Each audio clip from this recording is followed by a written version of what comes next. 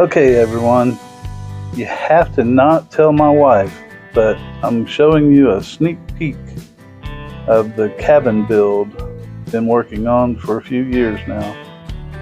The walls are up, the roof's up, the porches are complete. The main thing that's incomplete is all of the trim boards, and she'll kill me if I show you this without the trim. But everybody deserves a sneak peek.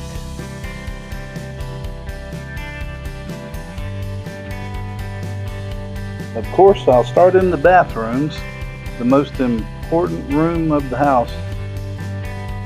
Well, some might argue the kitchen. But anyway, you know what I mean. We'll move from the secondary bedroom and restroom toward the kitchen. Cathedral ceilings with shiplap boards and an unfinished kitchen countertop.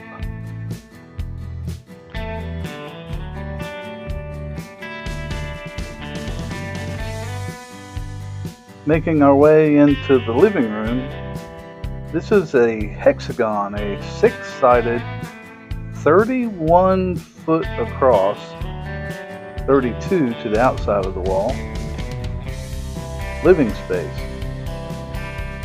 Some people talk about great rooms. Well, this is a large great room.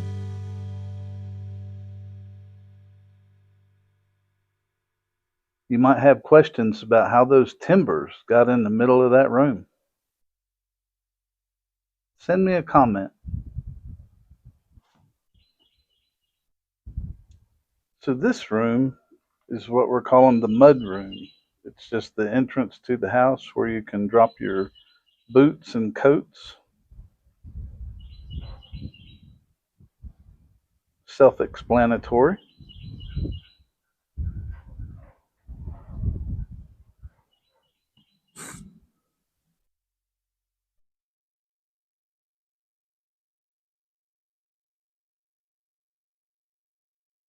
So the area we're moving toward now is the primary bedroom and bath. Just a quick glance.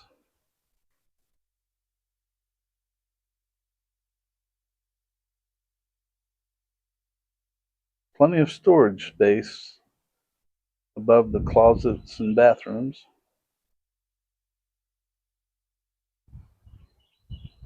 Try not to notice the unfinished trim work.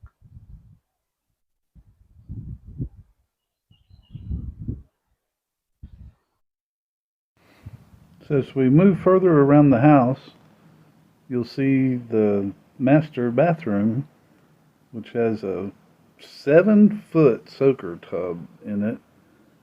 Not because it's what I wanted, someone else wanted it. But that's what we got. This concludes the little sneak preview that I didn't tell my wife I was going to do. And it leads us to the beginning of the project. Some of the first work that had to be done was widening out the home site and bringing in a Connex box to keep materials and tools in. So you see here, and just handling the Connex box, and in a moment you'll see the little Casey, the construction backhoe that did most of the work here on this project, setting the Connex box.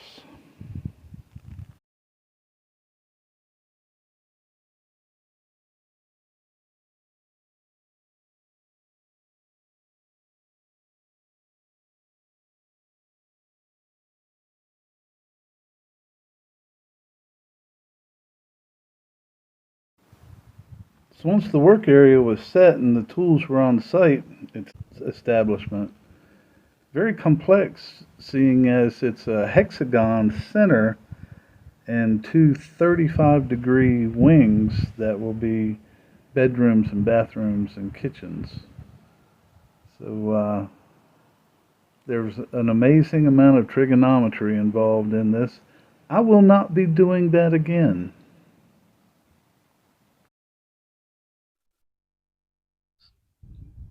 So now some very interesting work happens. Setting all of the plumbing is quite amazing to when you string it all together, the waste lines, the water lines, the air lines, the air vent lines. It's quite busy. And now the biggest, best day, the concrete pour.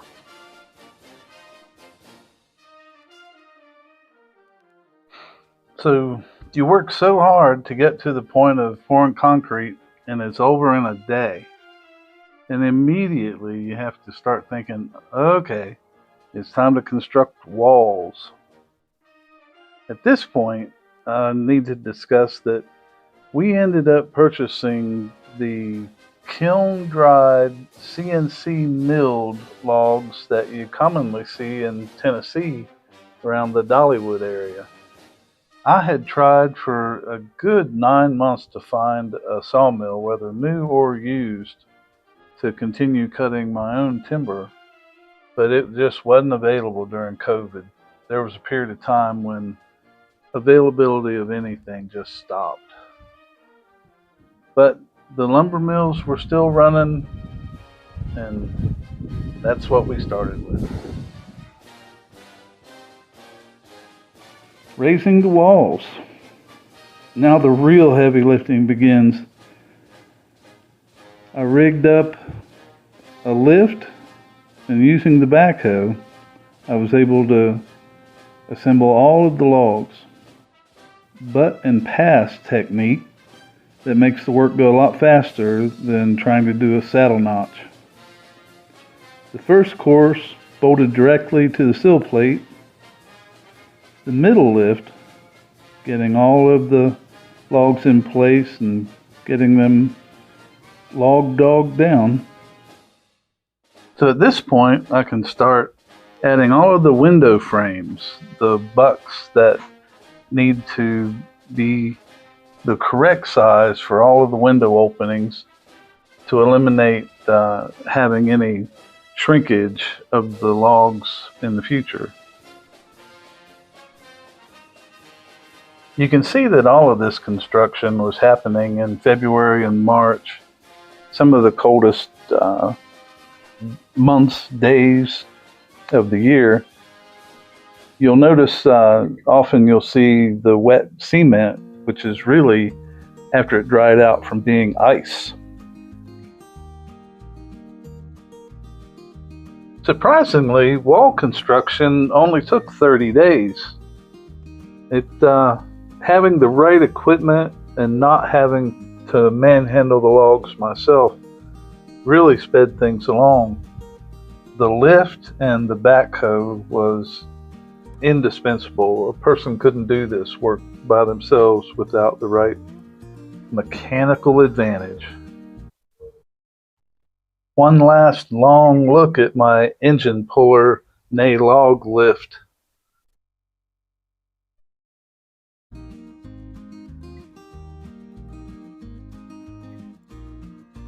So at this point you can start seeing where I've put hand-hewn timbers installed as caps on the store-bought logs. And these are logs I prepared here on the farm to tie all of the walls together and give it lateral stability.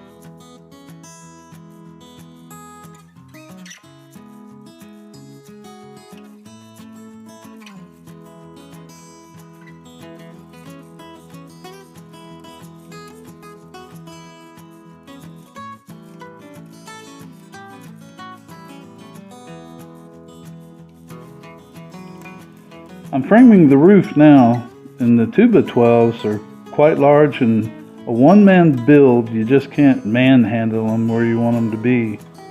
So I've got them rigged with the lift and sometimes with the backhoe. But to get up to the temporary center ridge beam is quite the chore.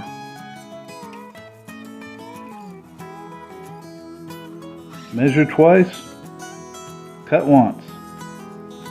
There's no one to help me carry the second board if I mess up the first.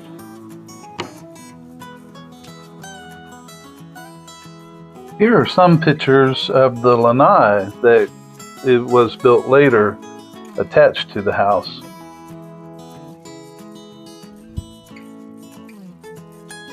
For us regular people, that's a 3-season porch with a lot of windows in it.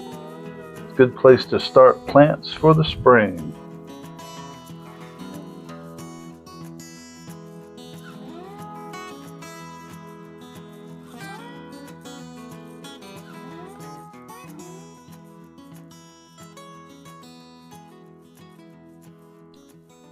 More lanai pictures from a video that I did explaining how I was doing the shiplap ceiling, and you can see all of the windows for the 3-season porch.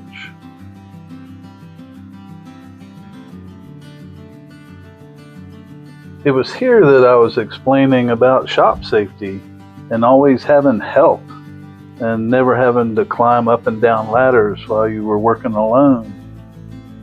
Yeah, that's not how it happens. Thank you to everyone who's made it this far. This is my preliminary look at One Man Builds a Castle.